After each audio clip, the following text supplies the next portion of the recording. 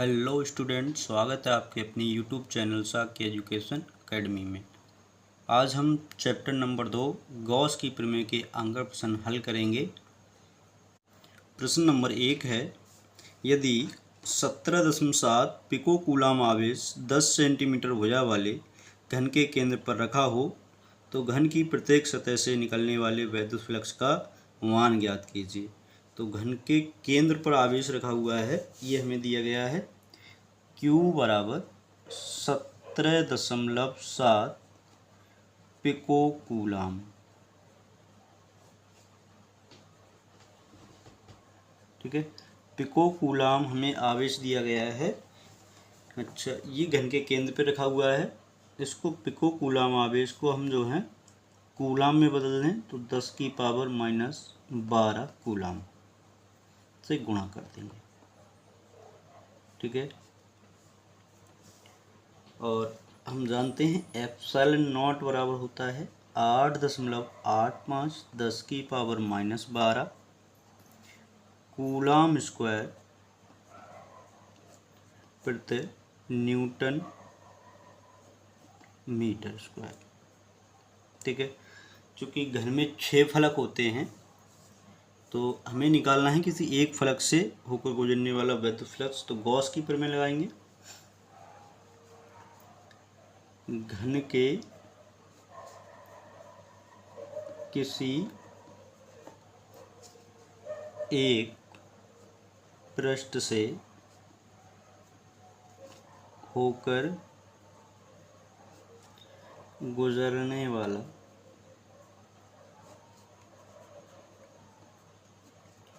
वैद्युत फ्लक्स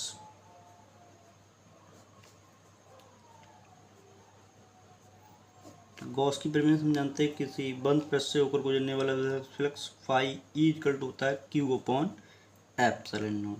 तो ये Q अपॉन एप्सिलॉन नॉट जो है घन के सभी पृष्ठों से होकर गुजरने वाला वैद्युत फ्लक्स है। और हम जानते हैं कि घन में जो है 6 पृष्ठ होते हैं, तो किसी एक से निकालना है तो उसको हम क्या करेंगे 6 से भाग और कर देंगे जो भी निकलने वाला होगा।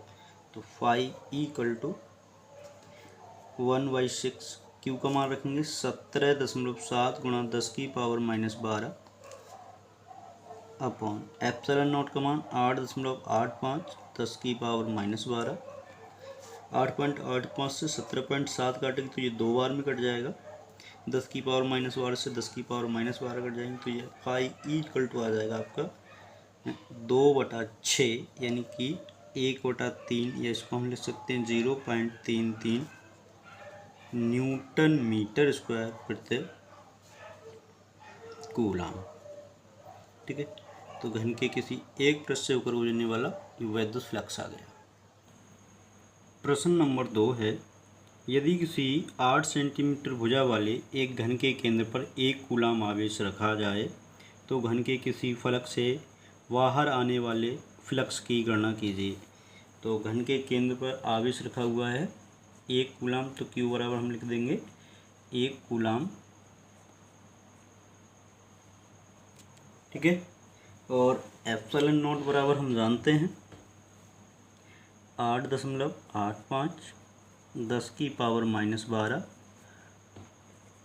कूलाम स्क्वायर प्रति न्यूटन मीटर स्क्वायर।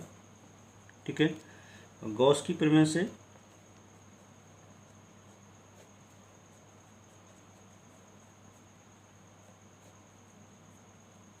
हम जानते हैं किसी बंद पृष्ठ से होकर गुजरने वाला वैद्युत फ्लक्स कुल वैद्युत फ्लक्स गिरे हुए आवेश का एप्सिलॉन नॉट गुना होता है। तो ये जो है इससे जो हम निकालेंगे तो वैद्युत फ्लक्स जो है संपूर्ण घन से होकर निकलेगा। चूँकि घन में 6 फलक होते हैं, 6 पृष्ठ होते हैं, तो उसमें हम क्या करेंगे 1/6 से गुणा और कर देंगे। तो फाई इक्वल टू क्या आ जाएगा आपका 1/6। Q का मान 1 कूलाम और एप्सिलॉन नॉट का मान जानते हैं हम 8.85 10⁻⁻12।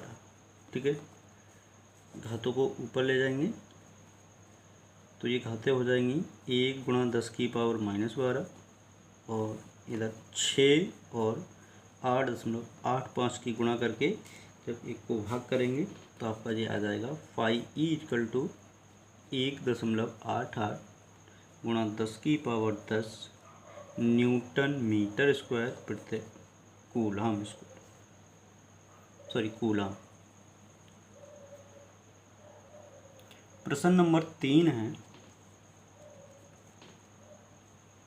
किसी घन के केंद्र पर 10 माइक्रोकूलम का एक आवेश रखा है। घन के एक फ्लक्स से निकलने वाले वैद्युत फ्लक्स की गणना कीजिए। तो घन के केंद्र पर 10 माइक्रोकूलम आवेश रखा हुआ है, तो उसको लिख सकते हैं 10 गुणा 10⁻6 कूलम या 10⁻5 कूलम। ठीक है, क्योंकि घन में 6 फलक होते हैं और एक घन फलक से निकलने वाला वैद्युत फ्लक्स निकालना है, तो गॉस की प्रमेय लगा देंगे फाई E = Q/ε0 और इसको हम कर देंगे 1/6 से गुणा। ठीक है, Q का मान है 10⁻5 और 6 ε0 का मान जानते हैं 8.85 10⁻12। ठीक है, और यहाँ ये घाते घट्टी कर लेंगे तो ये हो जाएगा 1 गुणा 10⁻5 प्लस घाते नीचे वाली ऊपर जाएंगी और नीचे जो है 6 गुणा 8.85 की गुणा करके हम 1 को भाग कर देंगे, तो आपका ये हो जाएगा 1.88 गुणा 10⁻5 बचेंगे। ठीक है, न्यूटन मीटर स्क्वायर प्रति coulomb.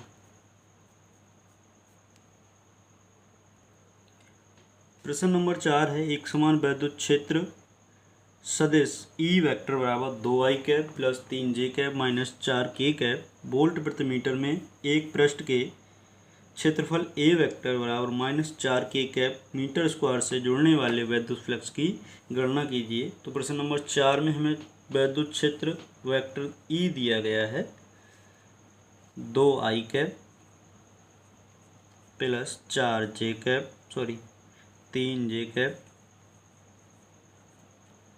Minus 4k cap volt प्रति मीटर। ठीक है, क्षेत्रफल सदिश दिया गया है A बराबर माइनस का 4k कैप। ठीक है, हमें निकालना है वैद्युत फ्लक्स, तो हम जानते हैं किसी पृष्ठ से ऊपर गुजरने वाला वैद्युत फ्लक्स फाई E = होता है vector E dot vector A।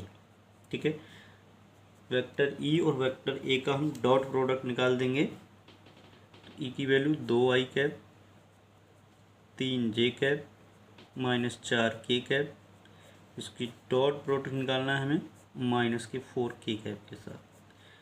ठीक है, 2i कैप की 4k कैप से गुणा करेंगे तो इसका गुणनफल 0 आएगा। 3i कैप की 4 से कैप से गुणा करेंगे तो इसका गुणनफल 0 आएगा। अब बचा हमारा माइनस 4k कैप की गुणा माइनस 4k कैप से गुणा करेंगे तो ये आ जाएगा प्लस का 16 i cap into I cap. I cap into I cap का मान 1 होता है, इसलिए इसको हम लिख सकते हैं 16। तो ऐसे देख लो, 2i कैप की गुणा 4k कैप से करेंगे तो 4 दूनी 8 गुणा 0 हो जाएगा, क्योंकि आई कैप इंटू k कैप 0 आएगा। प्लस 3k कैप की 4k कैप से करेंगे जे कैप की, तो यहाँ 3 चौक 12 गुणा 0 हो जाएगा, क्योंकि जे कैप और k कैप की गुणा 0 आती है। फिर आ जाएगा यहाँ 4k कैप की गुणा 4k कैप से, तो माइनस माइनस तो प्लस हो जाएगा, दोनों की गुणा करेंगे 4 चौक 16 और k cap into k cap 1 हो जाएगा, यानी कि आपका आ जाएगा 16। ठीक है, वोल्ट मीटर।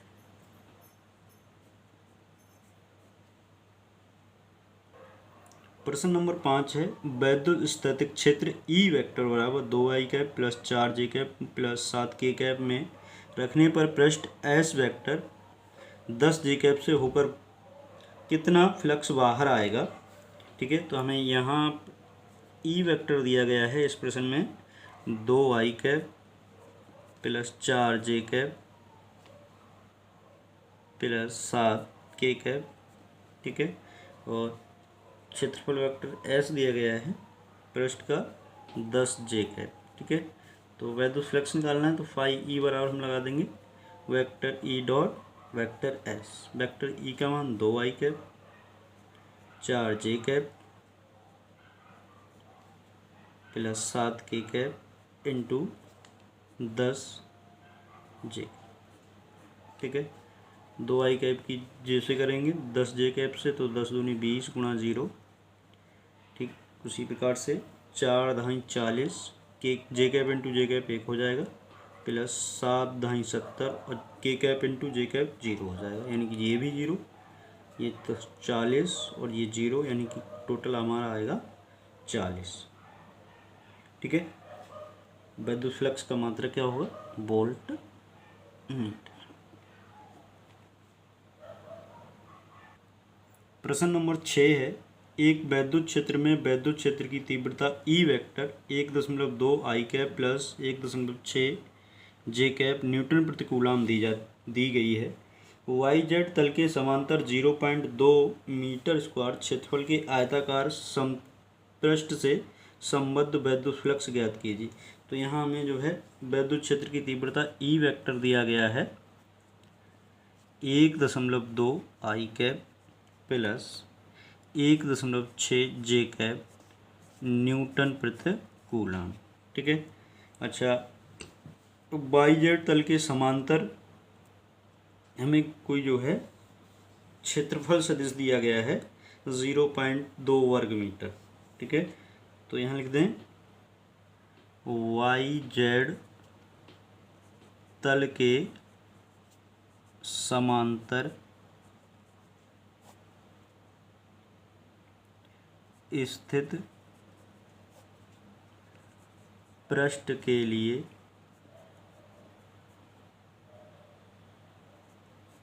क्षेत्रफल सदिश, यानी कि ए वेक्टर।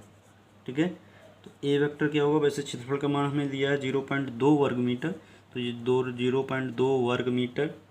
अच्छा, ये वाई जेड तल के समांतर है, इसलिए क्षेत्रफल सदिश की जो दिशा होगी वो एक्स अक्ष के अनुदिश होगी, यानी कि ये होगा आपका आई है मीटर स्क्वायर। ठीक है, अच्छा, हमें निकालना है वैद्युत फ्लक्स, तो फाई ई बराबर जानते हैं हम vector E dot vector A, इनका डॉट प्रोडक्ट निकाल दें ई और ए का, तो 1.2 i cap plus 1.6 j cap into A cap, A vector A का मान 0.2 आई कैप। ठीक है, 1.2 की गुणा 0.2 से करेंगे तो 12 दूनी 24, 0.2 के बाद 0.24 आई कैप इंटू का आई कैप 1 होता है। ठीक, उसी प्रकार से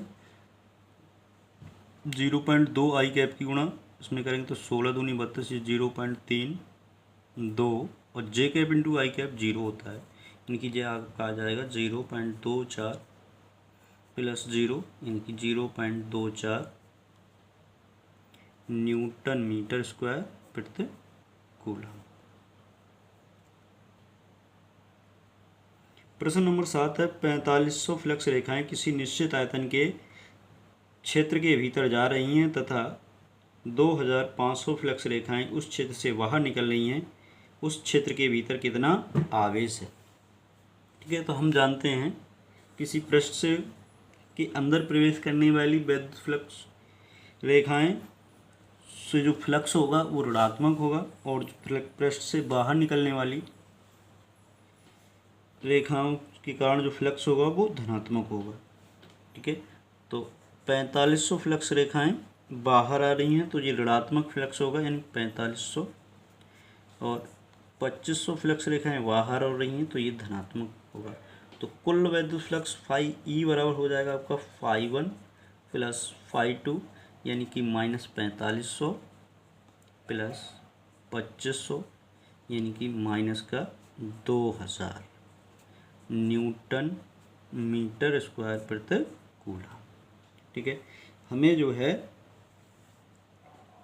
क्षेत्र के भीतर आवेश निकालना है, तो गॉस की प्रमेय लगा देंगे। गॉस की प्रमेय कहती है phi is equal to q upon epsilon naught, तो क्यू बराबर यहाँ से मान निकालेंगे तो phi E into epsilon naught, तो फाई ई का मान निकाल लिया 2000 इंटू एप्सिलॉन नॉट का मान 8.85 10 की पावर -12। ठीक है, इसको लिख सकते हैं -2 गुणा 10 की पावर 3 और 8.85 10 की पावर -12, घाते इकट्ठी कर लेंगे और इसकी गुणा कर देंगे तो ये हो जाएगा आपका 2 से गुणा करेंगे 8.85 में तो जाएगा 17.7, घातें बची 12 + 3 यानी कि -9। 17.7 × 10⁻⁻9, या इसको हम लिख सकते हैं 1.77 × 10⁻⁻8 कूलम।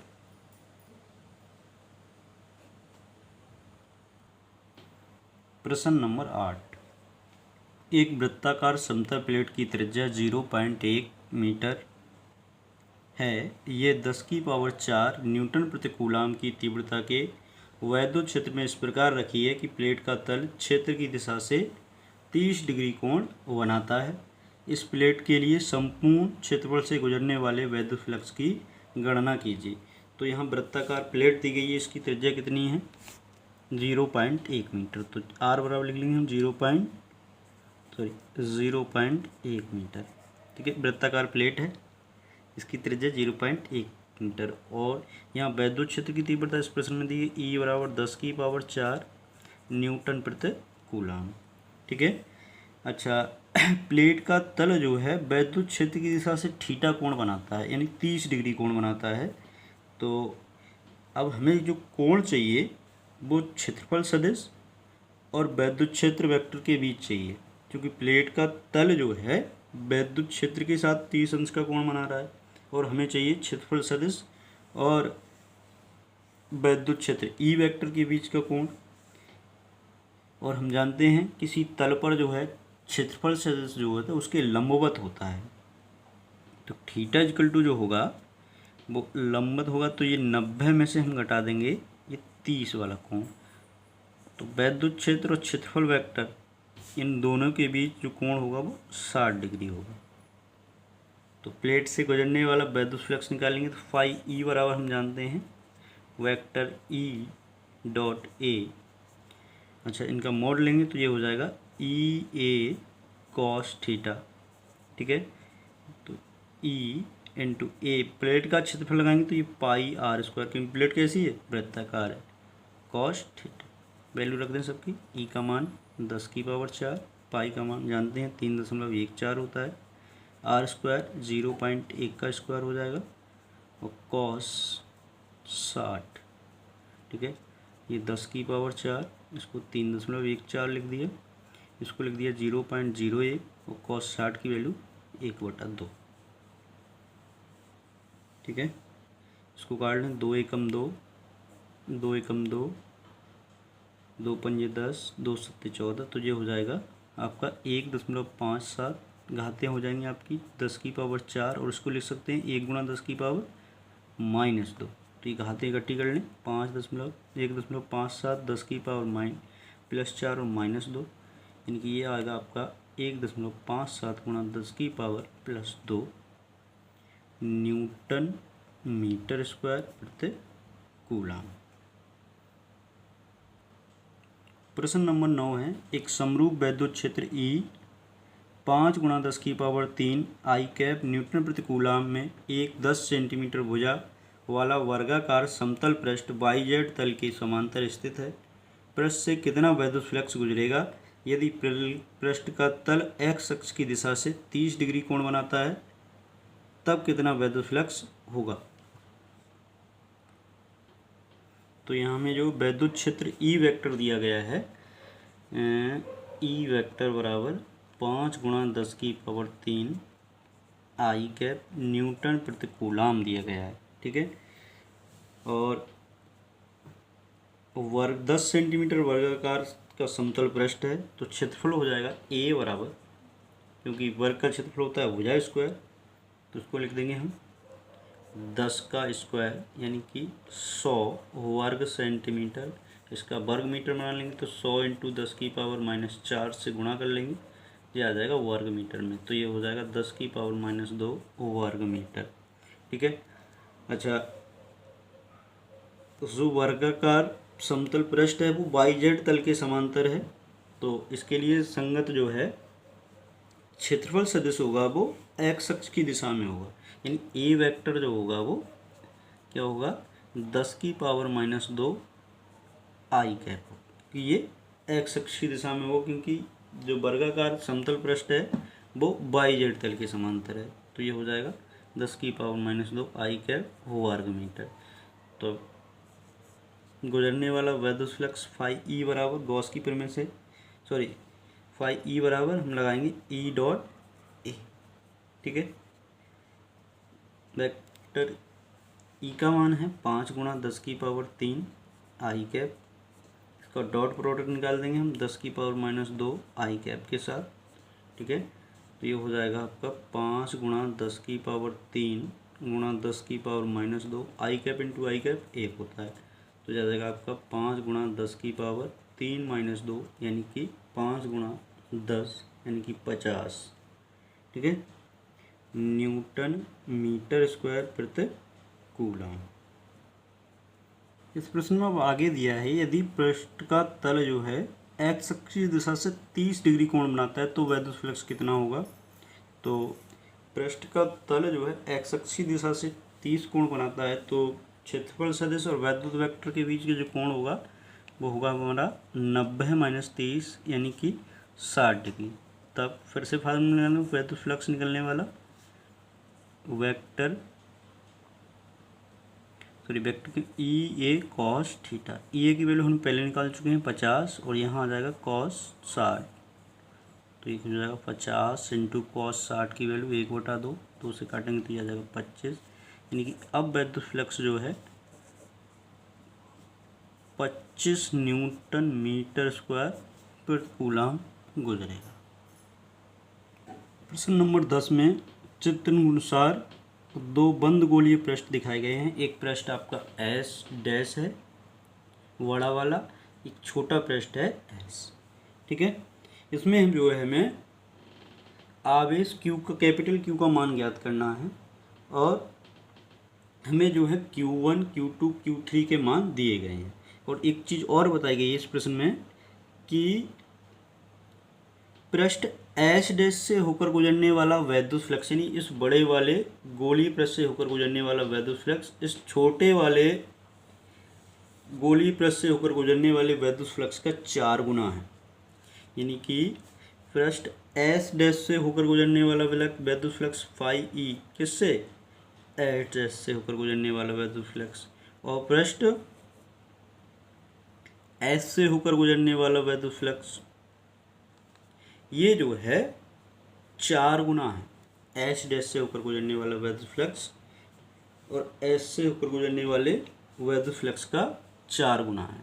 तो एस डैश द्वारा घिरा हुआ आवेश और एस से घिरा हुआ आवेश हम निकाल लें, तो यहाँ गॉस की प्रमेय लगेंगी।